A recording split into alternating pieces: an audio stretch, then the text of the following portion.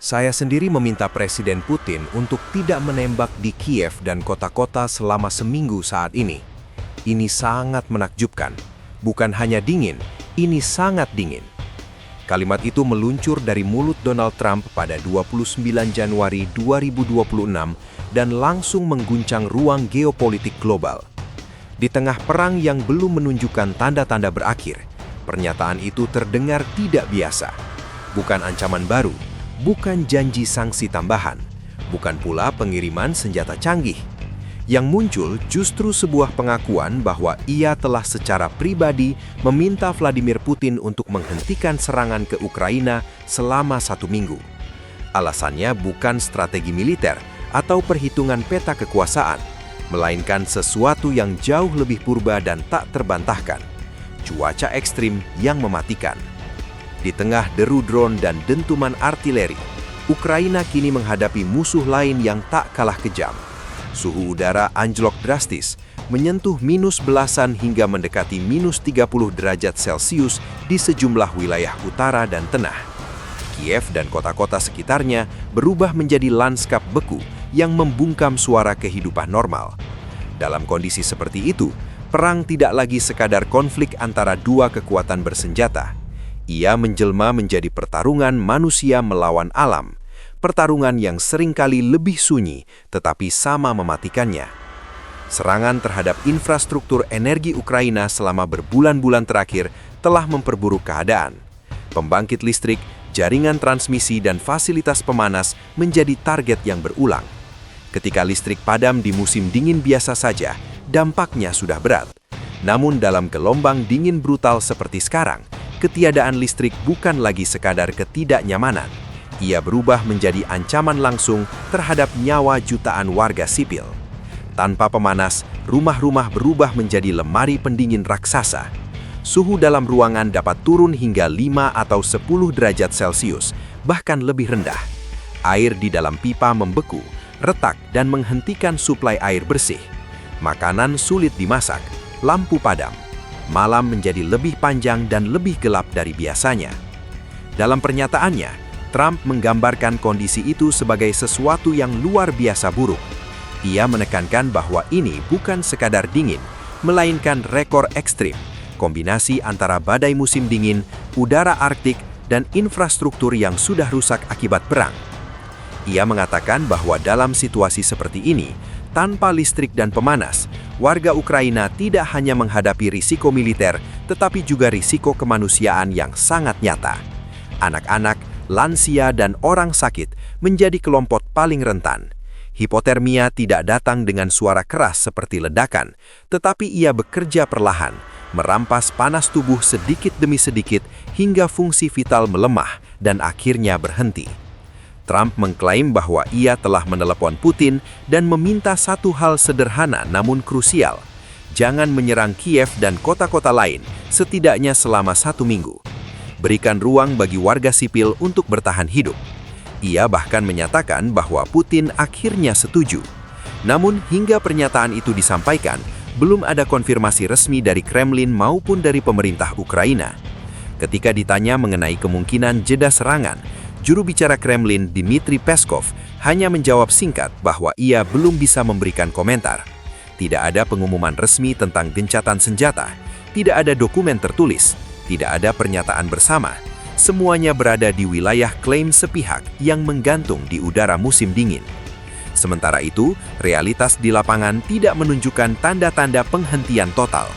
Laporan menyebutkan bahwa serangan drone Rusia masih terjadi di beberapa wilayah Ukraina pada hari yang sama. Zaporizhia dilaporkan mengalami kebakaran di kawasan pemukiman akibat serangan udara. Dalam kurun waktu 24 jam, ratusan serangan tercatat menghantam puluhan pemukiman. Kota Kryvyi Rih, kampung halaman Presiden Ukraina Volodymyr Zelensky, kembali menjadi sasaran. Fakta-fakta ini membuat klaim jeda 1 minggu terlihat belum terwujud secara nyata. Namun terlepas dari benar atau tidaknya klaim tersebut, satu hal tidak dapat disangkal. Ukraina sedang menghadapi salah satu musim dingin terberat dalam beberapa tahun terakhir. Pada akhir Januari, suhu siang hari di banyak wilayah hanya berkisar -7 hingga -10 derajat Celcius. Saat malam tiba, suhu merosot lebih jauh, mencapai minus 12 hingga minus 18 derajat, bahkan menyentuh minus 20 di beberapa daerah. Dalam kondisi seperti itu, kehidupan normal hampir mustahil berjalan tanpa dukungan energi yang stabil. Warga Kiev dan kota-kota besar lainnya dipaksa beradaptasi dengan cara yang terasa primitif di era modern. Generator menjadi barang yang sangat berharga.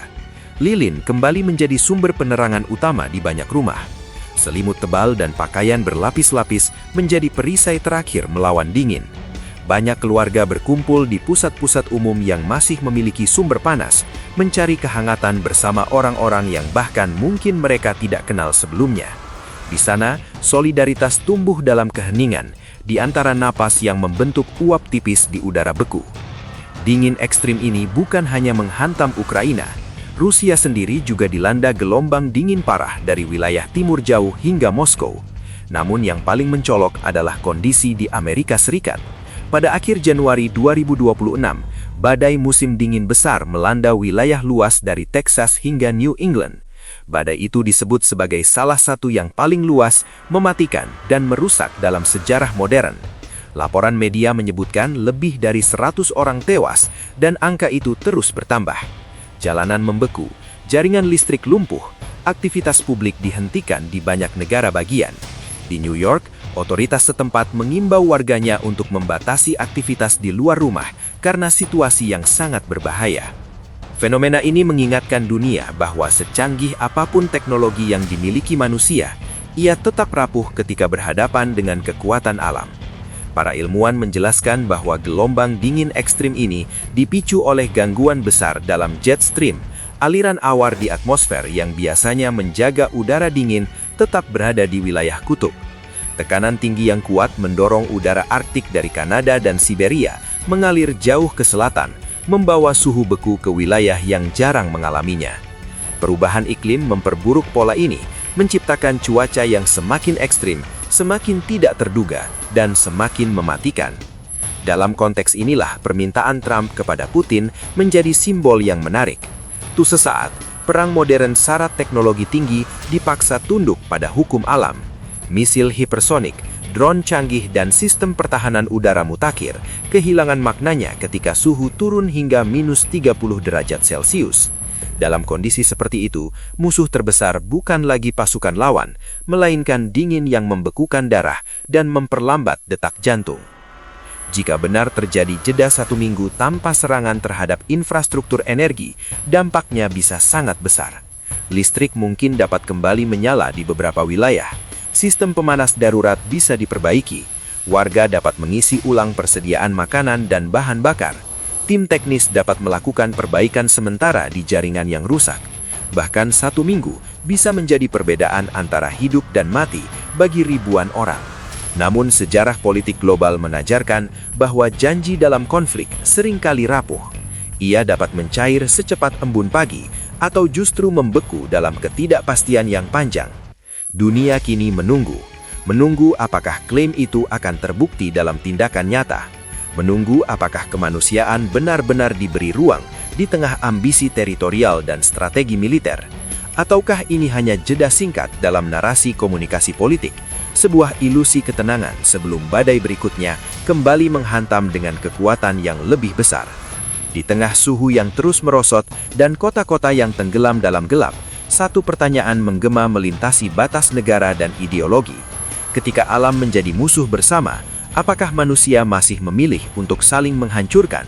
Ataukah gelombang dingin ini menjadi pengingat pahit bahwa di atas segala ambisi kekuasaan, ada kekuatan yang tidak bisa ditaklukkan siapapun? Dalam keheningan musim dingin yang membekukan, jawaban atas pertanyaan itu mungkin akan menentukan bukan hanya arah perang, tetapi juga arah kemanusiaan itu sendiri.